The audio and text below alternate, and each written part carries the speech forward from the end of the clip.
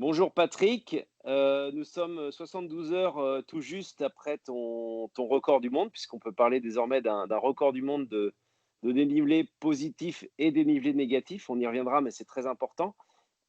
Euh, donc, tu es dans le Haut-Doubs. Est-ce que tu peux nous expliquer vraiment où tu es, qui tu es et comment ça va aujourd'hui? Alors, je vais commencer par la dernière question. Comment ça va? Ben ça va moyen quand même aujourd'hui. Depuis, 2 jours, la première journée, ça a été, et puis après, je pense que les endorphines font plus trop leurs effets et du coup, aujourd'hui, je suis un petit peu dans le dur, mais bon, je m'y attendais, hein. C'est un peu de somnolence, j'ai quasiment pas mangé aujourd'hui encore, bon, j'espère que ça va venir quand même. Mais c'est vrai que c'est une journée un petit peu compliquée, mais voilà, je connais par cœur le schéma, ça va s'arranger nettement demain. Donc voilà, encore un petit peu de patience pour la récup et puis ça ira beaucoup mieux. Mais j'ai pas de blessure, rien du tout, il m'est rien arrivé de fâcheux, je me suis pas perdu, je suis super content. Donc voilà, déjà c'est le premier point. Ensuite, ben moi j'habite le Haut-Doubs, donc le Haut-Doubs c'est frontière suisse avec Neuchâtel, le Val-de-Morteau exactement. Et puis je suis aubergiste, donc je suis dans mon auberge aujourd'hui. On a la chance, enfin une chance relative, d'avoir peu de clients. Aujourd'hui, on a des randonneurs qui vont arriver, mais comme il fait pas très beau, à la limite, c'est pas plus mal parce que ça permettra aussi, voilà, on va pouvoir se reposer un petit peu de ce périple. Donc du coup, voilà, j'ai une auberge que je tiens depuis 30 ans avec Virginie, qui s'appelle l'Auberge sur la Roche à Villers-le-Lac. Donc sur les hauteurs du Val-de-Morteau, on est à 1150 mètres et on est à pile à 800 mètres, même à moins d'un kilomètre du site du Mémesis, là où j'ai fait ma petite sottise du week-end. Voilà. Alors justement, aussi pour que tu puisses te présenter un peu plus, tu es, dans le Jura, hein, le massif du Jura. C'est pas non plus par hasard si tu es là-haut, si vous habitez là-haut, c'est aussi que tu es un fondeur. Tu fais beaucoup de ski de fond, tu es organisateur de la GTJ, mais tu es aussi Exact. musicien, parce que les gens connaissent pas cet aspect-là de ta personnalité. Oui, alors skieur, oui, j'ai toujours fait du ski, j'ai même fait du saut à ski, du combiné nordique quand j'étais jeune, même en compétition. Donc voilà, oui, je fais du ski de fond depuis toujours. C'est vraiment mon premier sport en fait, hein. Mais d'ailleurs, je continue. Moi, je fais pas de vélo, je fais d'ailleurs beaucoup de ski de fond en entraînement, même en ski roue exactement pour la préparation en trail. Donc j'en fais énormément. Et côté musique, alors j'ai un petit peu lâché l'affaire, hein, mais vraiment, hein, il y a un bon paquet d'années que j'en fais plus. Enfin, quoique, disons que voilà, à mes débuts, j'ai fait du classique en jouant de la trompette, etc. Donc, étant gamin, et puis ensuite, j'ai fait de la guitare et j'ai fait du rock une grosse période de ma vie entre les années, enfin, quand j'avais 15 jusqu'à, etc., jusqu'à 23, 24 ans. Je me suis remis au classique où j'ai fait de la flûte traversière dans un premier temps et puis du violon dans un deuxième temps et puis là je me remets un peu à la guitare, voilà, donc j'aimerais bien refaire un petit peu de musique quand même, ça me manque, mais voilà, c'est quelque chose que je ferai peut-être d'une manière plus sérieuse dans quelques années, ouais. C'est un peu la marque de fabrique des gens du Jura, puisque Xavier aussi joue de la guitare, hein.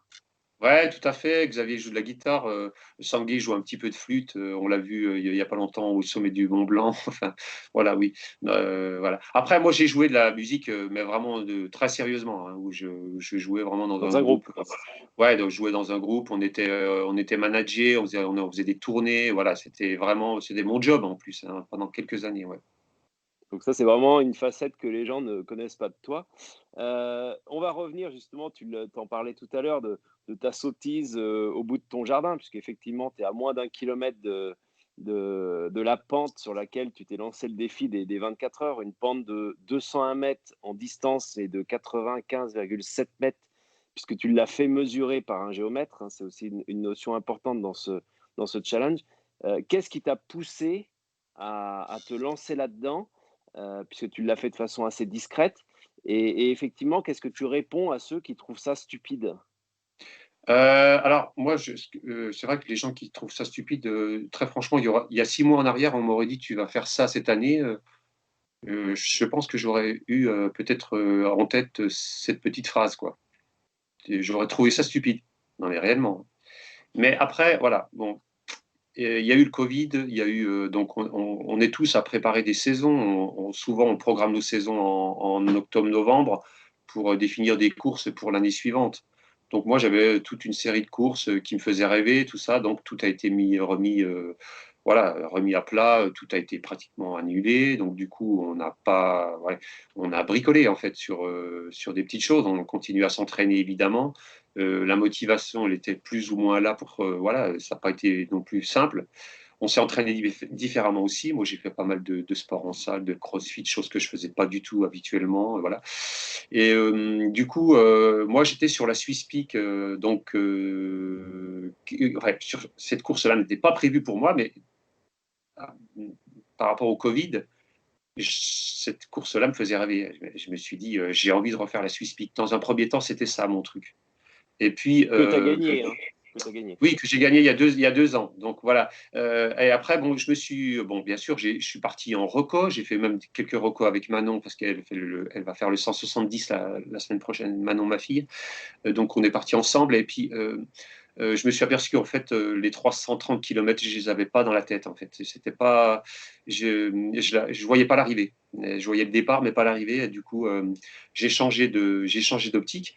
Et comme j'ai fait pas mal d'entraînements en pacing, donc des travails d'allure, tout ça, voir un peu les progrès que je pouvais faire en puissance, etc. Donc, je me suis baladé pas mal dans ce même usine dans la période de confinement. J'ai fait donc des séances que j'ai décortiquées après et j'ai fait là une séance il y a un bon mois derrière, de 6 heures dans le même usine, exactement dans les conditions d'un 24 heures. J'étais pas du tout parti pour faire un 24 heures. Hein. Et Donc le quand j'ai Mimouzi, décortiqué, on rappelle, c'est la pente dans laquelle tu as fait ton record. dans laquelle j'ai fait le record, ouais. Donc j'ai fait une séance de 6 heures en pacing, donc en travail d'allure. Hein. Et quand j'ai décortiqué cette séance, je me suis aperçu que j'étais pas si mal en montée, que je supportais un petit peu les descentes fortes. Et puis après, j'ai entendu parler de ce record, j'ai un peu regardé les choses et je me suis dit, finalement, pourquoi pas tenter le truc. Il y avait aussi pas mal de choses que je pouvais découvrir par rapport à ça. C'est-à-dire, on cherche toujours des choses à améliorer, en fait, des choses qu'on a aussi comment dire, Explorer. par exemple, la nutrition, par exemple. La nutrition, ça a été sur les 24 heures quelque chose qui est de très, très important à tester. Et moi, j'en ressors beaucoup de choses derrière. Ça, c'est clair. J'en pourrais peut-être en reparler tout à l'heure. Mais voilà. Donc, du coup, je me suis projeté là-dessus. Et puis, ça a fait son chemin. Et la petite phrase que j'avais peut-être il y a 6 mois en disant c'est un truc stupide, ben, finalement, non, enfin, c'est comme moi, je prends l'exemple d'Éric Lavry qui a fait qui faisait qui a fait ses 24 heures l'an passé, un truc que j'ai suivi parce que Eric, je le suis sur ses périples. J'ai d'ailleurs suivi sur sa traversée des Pyrénées. Je me demandais comment il pouvait se motiver pour faire de telles choses. Et en fait, on en ressort des choses différentes d'un trail classique. Donc, c'est très, très intéressant. Moi, j'ai trouvé ça hyper intéressant. Et puis, mentalement, c'est énorme. Donc, c'est vraiment quelque chose qui est solide. Hein. Ouais, ça a été, moi, je trouve que ça a été vraiment bénéfique pour moi. Ouais. Donc justement, tu es un spécialiste de l'ultra, hein. Tu as gagné le Tour des Géants, tu as gagné la TDS, tu as terminé dans le top 10 de l'UTMB, dans le top 10 à la Diagonale des Fous, donc tu as un palmarès qui est assez long. Tu pas forcément l'ultra trailer le plus connu, mais tu es avec peut-être Antoine Guillon, tu fais partie de ceux qui ont les plus gros palmarès. Est-ce qu'il faut aujourd'hui avoir une solide expérience des ultras pour se lancer dans ce type de défi? Et est-ce que toi, tu tu t'étais basé justement sur ce que tu connaissais de l'ultra pour l'appliquer à ces 24 heures où justement tu pouvais te ravitailler toutes les 8-10 minutes? Ou est-ce que tu as adapté d'autres méthodes? Alors, j'ai pris un peu des deux. C'est-à-dire qu'il y avait l'expérience aussi, mais il y avait aussi une énorme part d'inconnu. Parce que si on part du principe qu'il faille descendre 17 000 mètres de D- dans du 40%, bah, c'est totalement délirant, quoi. Mais après, le fait que la montée soit assez courte et que la descente soit aussi assez courte, j'espérais sur disons, des temps de récupération en descente qui soient suffisantes pour pouvoir repartir avec de la tonicité dans la montée. Mais j'espérais aussi, mais c'était le gros la grosse inconnue, en fait, c'était que en descente, est-ce que j'allais être encore un coureur à la fin, quoi? Est-ce que j'allais pouvoir courir ces 40% à la 18e ou 20e heure? Ça, c'était la grosse inconnue. Donc, en fait, là, moi, je l'ai décortiqué en quatre parties. J'ai découpé les 24 heures en 4 parties de 6 heures en mettant un nombre de tours par tranche. Donc, la première tranche de 6 heures, j'avais mis 47 tours, ce que j'ai fait. Mais ça, c'était pas nouveau puisque je l'avais déjà fait en 6 heures. Donc, c'était pas nouveau. C'était pas l'inconnu du tout. Donc, c'est ce que j'ai fait réellement pendant la course. Et après, ben, il fallait calculer une vitesse de décélération, c'est-à-dire mettre un nombre de tours par tranche de 6 heures derrière. Donc, sur la deuxième tranche, j'ai eu quelques problèmes gastriques. Donc, j'en ai fait un petit peu moins que prévu. Donc, j'en ai fait 43 exactement au lieu de 48. Donc, c'était quand même une bonne baisse. Il a fallu que je rééquilibre la petite chose sur la troisième phase. J'en ai fait 41 et je comptais en faire 38. Voilà. Et puis après, il y a eu des dernières phases où j'en ai fait 37 et j'étais sur plutôt 36. Voilà. Donc, voilà, ça a été ça. Mais moi, j'ai fait un calcul en fait sur ce que je connaissais de moi-même sur les décélérations dans l'ultra et puis sur mon expérience de 6 heures en estimant comment j'allais me comporter sur les 18 autres heures à courir. Et au niveau nutrition, du coup, c'était complètement nouveau parce que tu Ah es ben, aussi parfois sur des phases où tu vois personne, tu pas de ravitaillement pendant 5, 6, 8 heures. Et là, tu pouvais effectivement te ravitailler toutes les 8 minutes. ouais, ça a été énorme. Et ça, c'était vraiment, j'ai vraiment bossé là-dessus parce que c'était vital. Alors, je me suis aperçu d'une chose, c'est que sur la deuxième tranche de 6 heures, moi, j'avais prévu de manger du solide sur la 6e heure, chose que j'ai faite. Et ça a été une erreur, en fait. Et ça a été une erreur et j'ai coulé, en fait, sur la deuxième tranche de 6 heures.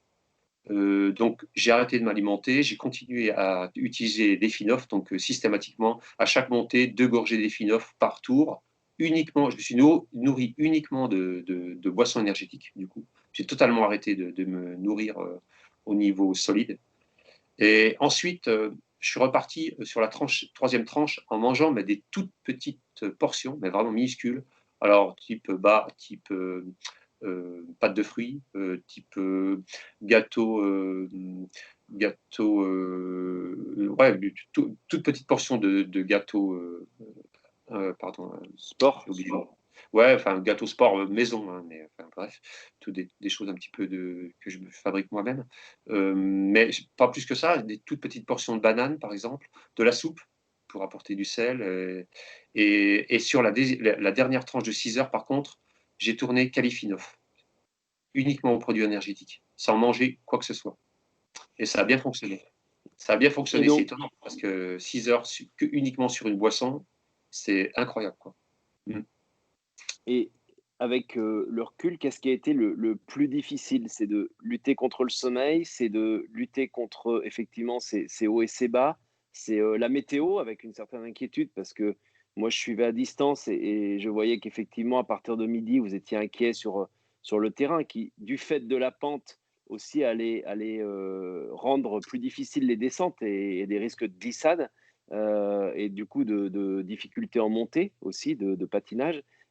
Qu'est-ce qui a été vraiment le plus dur mentalement à gérer et physiquement, d'ailleurs? Alors, c'est vrai que la dernière partie, malheureusement, il y avait 6 heures de pluie. On n'a pas réussi, en fait, à partir plus tôt que 3h10. On voulait partir à 14 heures, mais en fait, il y a quand même beaucoup de choses à mettre en place. Quand on voit, là, une pente comme le Mémusy, on est équipé de rien. Il n'y a pas d'électricité. Il a fallu tirer des câbles tout le long de la piste pour équiper les points hauts et les points bas au niveau du puçage, tout ça. Donc, ça, c'est une mise en place qui est assez. Enfin, c'est pas lourd, c'est pas énorme non plus, mais bon, voilà, on était peu, donc il a fallu installer tout ça au dernier moment. Donc, du coup, on a pris un peu de retard. On comptait partir à 14 heures. On est parti à 15h15 et 7h15. C'est vrai qu'on l'a fait sous la pluie à la fin, un peu plus, même 2 heures. Et ça a bien pesé sur la fin parce que les descentes c'était un terrain qui était détrempé. Alors, j'ai mis un système de chaînettes sous les chaussures, mais ça suffisait pas en fait. Ça suffisait pas à ne pas glisser, donc j'étais hyper prudent dans la descente et je perdais beaucoup de temps. Bon, ben voilà, c'est les aléas, hein. Après, j'avais une fenêtre de 24 heures, de toute façon. On s'est un petit peu raté sur l'horaire, c'est comme ça. Voilà. Ce qui a été le plus dur aussi, bah, ça a été les dernières heures, parce que et ben quand le record, en fait, il était à vue à 20 tours, en fait, hein, parce que j'avais une petite marge, j'avais 15-20 minutes de marge sur le record à 2 heures de la fin. Donc, du coup, pour moi, c'était un petit peu difficile parce que je savais que si je faisais pas d'erreur, c'était gagné, mais j'ai trouvé vraiment le temps long là. Alors, je dis ça, c'est un peu dommage parce que c'est là où les gens sont venus courir avec moi. C'était là où c'était très sympa, mais franchement, j'en avais ras la casquette. C'était compliqué, hein. C'était vraiment, il fallait vraiment que je me bouge pour trouver la motivation. Alors qu'avant, j'étais toujours un petit peu dans le, je sais pas, il y avait un petit, ouais, j'étais dans le combat parce que je savais pas du tout si j'allais tenir le choc. Et puis j'étais dans les allures, j'étais tout le temps autour à regarder ce que je faisais et pas descendre d'allure et tout ça, alors que j'ai un peu lâché le morceau à la fin, je le reconnais, hein. Ouais. C'est des sensations que tu n'avais pas eues précédemment sur des ultras? C'était vraiment spécifique à ce challenge de 24 heures? Complètement, parce que moi, en fait, en ultra, je fais quoi? Je me tire pas dessus, en fait. Non, mais je le dis franchement, hein, je déteste me tirer dessus. Moi, je cours juste, je cours comme je dois courir. C'est-à-dire que c'est pas la peine de me dire, faut rattraper le mec devant parce que tu vas perdre tout ce que tu veux. Ça sert à rien. Moi, je fonctionne pas comme ça. Moi, je suis moi, il faut que je sois dans un certain confort, sinon je cale. Je cale. C'est comme ça. C'est ma façon de faire les choses, hein. Donc, du coup, là, il fallait que je reste dans le truc, quoi. Donc, du coup, je savais aussi que ça allait être difficile pour moi d'être un petit peu dans le combat à certains moments, quoi.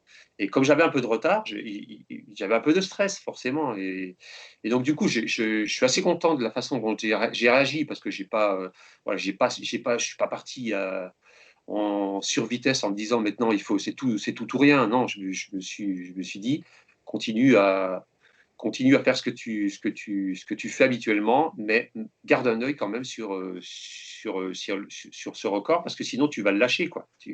Donc du coup voilà, ça a été un petit peu il y a eu des petites des petites choses comme ça qui m'ont boosté, ouais, c'est clair. Tu aurais été déçu d'échouer à 30 ou 40 mètres, c'est-à-dire à t'arrêter à 177 tours, au bout de 23h55, par exemple? Oui, oui. Après, moi, de toute façon, j'avais en tête de faire 179 tours, hein. C'était le truc. Voilà, moi, j'étais omnibulé par ce chiffre. Il fallait que je fasse 179 tours. Même, enfin, je le dis dans mon commentaire sur Facebook, là, j'ai même pas fait le dernier tour que j'aurais pu faire, le 180e tour. J'aurais pu le faire, et puis c'est vrai que, bon, euh, ça n'avait pas grande importance pour moi de faire 180 tours, 179. J'avais fait le job, voilà. Donc, du coup, puis après, il pleuvait tellement, les gens qui étaient autour étaient tellement trempés, tout ça, ça me paraissait un peu. Ouais. Voilà, 100 mètres de plus, ça aurait rien apporté à mon record, quoi. Et échouer, Ah, échouer, bien t'aurais sûr. Ouais, non, non, non, j'aurais été. Non, non, mais je pense que échouer sur le coup, je l'aurais encaissé. Mais là, aujourd'hui, j'aurais eu du mal. Aujourd'hui, là, je me serais dit, ouais, t'as échoué de 100 mètres, mon coco, déconne pas, quoi. T'aurais quand même pu, à un moment donné, faire l'effort, quoi. Je pense, hein. Alors justement, on va suivre aussi ce week-end puisque Aurélien Dunant-Palaz, va s'attaquer, samedi et dimanche. Donc normalement départ samedi à 14h du côté de Marteau, au-dessus du Gine, en Savoie. Il va s'attaquer au record, hein, donc ça, c'était prévu lui aussi depuis à peu près un mois et demi. Mhm. Et on a vu qu'ils avaient déjà préparé le terrain, ça va être aussi une grosse fête, alors que toi, c'était plus en catimini. Si tu avais un conseil à lui donner, il serait lequel? Bah, on dit toujours pas partir trop vite, mais après, moi, je pense que Aurélien, pour moi, c'est un des tout meilleurs Français, hein. On voit moi, je pense qu'Aurélien, il a vraiment de très grosses chances de le monter assez haut. On verra après. Je connais pas exactement son parcours. Aurélien Joie, donc il a fait des belles choses cette année en montagne sur des longues périodes. Donc il a encore, il a encore des courses à faire pour faire du long, à devenir vraiment un ultra-trailer sur du très très long. Mais après, c'est un mec qui est doué, qui va vite, tout ça, il a toutes les qualités. Je vois pas comment. En plus, il a une Cotitra qui est bien meilleure que la mienne. De toute façon, au niveau purement, on va dire, purement sportif, il est au-dessus de moi par rapport voilà, par rapport à la cotation et tout ça. Donc, voilà. Et puis après, ben, je pense que c'est quand même quelqu'un qui, ça me paraît être quelqu'un qui sait faire. Donc, on va voir. Non, Moi, en est-ce que tout cas, je justement, souhaite c'est tout pas le. l'expérience du côté ultra et de passer des horaires de 20, 22, 24 heures Ouais, ouais. qui peut lui manquer? Et justement, qu'est-ce que tu peux lui apporter comme conseil sur toi, ton expérience qui dépasse souvent bien plus que les 24 heures? Ben, après, moi, je pense que ça dépendra ça dépend comment il prend la chose. Mais c'est vrai que si, de toute façon, on sait qu'en ultra, hein, il y a pas de mystère, hein. On sait qu'en ultra, on décélère, hein. Donc ça, il faut le calculer. Ce qu'on ne sait pas aussi, c'est ce qui sera peut-être difficile pour lui, ça sera les portions descentes, les cumulés de descente qui vont arriver sur les 18-20e heures, comment il va réagir par rapport à ça. Et puis après, il y a les petites. Moi, j'ai eu des problèmes de genoux, par exemple, qu'il a fallu que je il faut les résoudre pendant la course. Tu te demandes, des fois, tu te dis, oulala, c'est mal parti, j'ai mal là, comment. Il faut travailler dessus. Voilà, c'est tout ça. L'ultra trail, c'est tout ça. C'est qu'il faut. C'est impossible de faire une course parfaite. Moi, j'aurais plein de. Moi, en théorie, moi, je me dirais, en théorie, pour moi, c'est pas de la frime hein, que je dis, hein, que je vais, sais pas de la frime, mais pour moi, moi, je vaux 17 sur le Mémésis, je voudrais dans l'absolu 17 700, je pense. J'aurais pu faire plus. Mais après, voilà, après, il y a les aléas, il y a tout ce qui se passe pendant, et il va se passer des choses avec Aurélien, c'est obligatoire, il va lui arriver des choses. Il faudra qu'il réagisse. Il peut avoir mal au ventre, il peut avoir un petit problème je sais pas, il peut avoir froid à un moment donné, il peut avoir un mal de genou, de cheville, il peut se tordre la cheville, et tout ça, il faut réagir, c'est compliqué, hein, et ça, c'est ça l'ultra trail. C'est ça l'ultra trail, c'est que c'est impossible de faire une course parfaite. Moi, j'en ai jamais réussi une, aucune. Aucune, aucune, aucune. Sauf que là, la différence, c'est que sur une course, bah, effectivement, il peut y avoir le chrono est moins important. Là, le maître du temps, bah, c'est les 24 heures. Donc, il faut absolument pas perdre trop de temps pour régler tous ces problèmes-là. Ouais, ouais, c'est ça. Oui, oui, bien sûr, ouais. Après, c'est pas non plus. Ça serait pas stupide si au niveau sommeil, par exemple, moi j'ai eu quelques coups de sommeil pendant la nuit, là, où j'avais vraiment sommeil. J'ai fait une micro-sieste bon, de 30 secondes, ça m'a remis en selle. Mais si c'est plus grave, il faut dormir. 2, 3, 5 minutes. Si tu dors 5 minutes, tu perds ce que tu perds, tu peux largement le récupérer. Il faut toujours s'adapter à la situation. Il faut tout prévoir et puis il faut être hyper.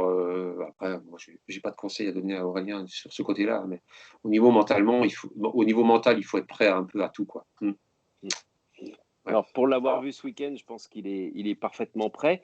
Juste une question, est-ce que toi, puisque je sais que vous venez de temps en temps sur les saisies et que les saisies, c'est pas du tout loin de Marteau, est-ce que vous avez l'intention de venir ce week-end? Parce que je sais que notamment Hugo Ferrari sera présent. Eh ben moi, je vais suivre Manon sur la Swiss Peak, donc je vais pas pouvoir. Et puis j'ai aussi parce que c'est le 5, hein, c'est le 5 septembre, c'est ça? C'est 5 et 6, oui. Mm. Ouais, ouais. Et je suis maintenant sur la Swiss Peak, donc je lui fais ses ravitaillements, puis après, nous, on vient travailler à l'auberge, on a un groupe. sur tout le week-end. Donc c'est vrai que moi, normalement, je ne pourrais pas venir. Ouais. Tu suivras à distance.